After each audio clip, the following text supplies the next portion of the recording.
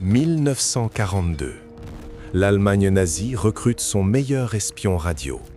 Il s'appelle Eddie Chapman, ancien criminel britannique, cambrioleur professionnel. Il accepte de travailler pour les nazis. Puis il contacte immédiatement le MI5 et commence le plus grand double jeu radio de la Seconde Guerre mondiale.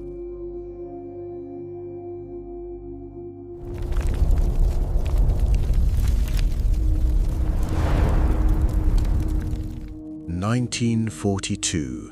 Berlin reçoit un message radio de leur meilleur espion en Angleterre. Les informations sont précises, vérifiables, parfaitement crédibles. Tout est faux. Chaque mot, chaque chiffre. Son vrai nom, Et Berlin Eddie ne le saura Chapman. jamais. Britannique, 31 ans, cambrioleur professionnel, spécialiste du coffre-fort, recherché par Scotland Yard, emprisonné sur l'île de Jersey quand les Allemands l'occupent en 1941. L'Abwehr, Et c'est là les services que secrets tout nazis, commence. lui font une offre, la liberté, en échange d'une mission, être parachuté en Angleterre, saboter une usine d'avions et espionner pour l'Allemagne. Eddie Chapman accepte, avec un sourire. Si tu veux découvrir d'autres missions secrètes comme celle-ci, abonne-toi maintenant. La prochaine histoire est encore plus incroyable. Les Allemands le forment.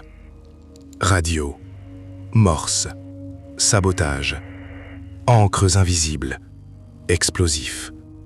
Ils l'appellent Fritz, agent Fritz, leur meilleur atout sur le territoire britannique. Ils ne savent pas encore ce qu'ils ont créé. 16 décembre 1942.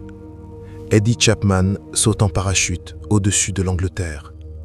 Il atterrit dans un champ enneigé. Il enterre son parachute et se rend immédiatement à la police locale. Il demande à contacter les services secrets britanniques. Le MI5 arrive en quelques heures. Le recrute immédiatement. Nom de code, Zigzag. Le plan est simple. Eddie Chapman continuera de transmettre à Berlin. Mais chaque message sera dicté par les Britanniques. Berlin recevra exactement ce que les Alliés veulent qu'il croie. Sa première mission, saboter l'usine d'avions de Havilland, à Hatfield. Eddie Chapman et le MI5 organisent quelque chose d'extraordinaire. Ils construisent de faux dommages, des transformateurs factices détruits, des décombres artificiels. Les avions de reconnaissance allemands photographient les dégâts. Berlin est convaincu. Berlin célèbre. L'usine d'avions britannique semble détruite. L'Abwehr est euphorique. Ils décident de récompenser leur meilleur agent, la Croix de Fer. Eddie Chapman devient le seul Britannique à recevoir la plus haute distinction nazie, pour un sabotage qui n'a jamais eu lieu. Pendant des mois, les transmissions continuent. Le MI5 contrôle chaque mot, chaque chiffre. Le style d'Eddie Chapman est parfaitement imité. Sa signature radio unique, sa façon de taper le morse, impossible à distinguer du vrai. 1944, Eddie Chapman retourne en Allemagne, en héros. L'Abwehr l'accueille, le fête. Il reçoit sa croix de fer, en souriant. Pendant ce temps, il mémorise tout. V1, V2, site de lancement, position des divisions blindées. Pour le MI5, En Allemagne, Eddie Chapman observe les sites de lancement des V1, les bombes volantes destinées à détruire Londres. Il mémorise les coordonnées, transmet tout au MI5.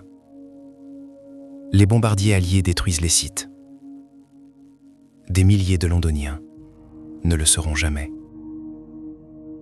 Mais les doutes commencent. Un officier de l'Abwehr remarque des incohérences, des dates qui ne collent pas, des détails légèrement faux. Eddie Chapman sent le danger. Il doit agir. Il joue une carte risquée. Il donne aux Allemands de vraies informations, mais soigneusement sélectionnées par le MI5. Vraies, mais inutiles. Assez crédibles pour restaurer leur confiance. Le double jeu continue. Juin 1944. Les transmissions de Zigzag soutiennent l'opération Fortitude, confirmant aux Allemands que la vraie attaque arrive au Pas-de-Calais, pas en Normandie. Eddie Chapman et Garbeau, deux espions, un même mensonge, une même victoire. Mais le MI5 finit par se méfier. Eddie Chapman est trop imprévisible, trop indépendant, trop lui-même. En 1944, ils mettent fin à sa mission. Zigzag est désactivé. La guerre continue. Peu de sans gens lui. connaissent cette histoire. Mais toi, maintenant, tu sais. Abonne-toi pour découvrir la suite. Après la guerre, Eddie Chapman retourne à ses vieilles habitudes. Scotland Yard l'arrête à nouveau, pour de petits délits. Il ne peut pas parler de ce qu'il a fait. Tout est classifié. L'homme qui avait trompé Hitler est traité comme un criminel ordinaire. Pendant 20 ans, les fichiers Zigzag restent classifiés. Eddie Chapman ne peut rien dire. Il vit avec son secret. Connu comme criminel, inconnu comme héros. Le paradoxe parfait de l'espionnage en temps de guerre. 1966.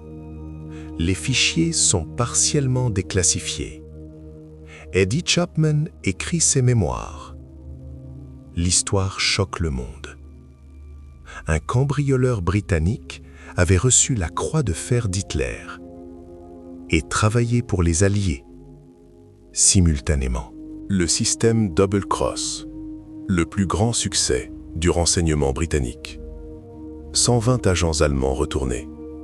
Pas un seul agent du MI5 compromis. Tout le réseau d'espionnage nazi en Grande-Bretagne, contrôlé par les Britanniques.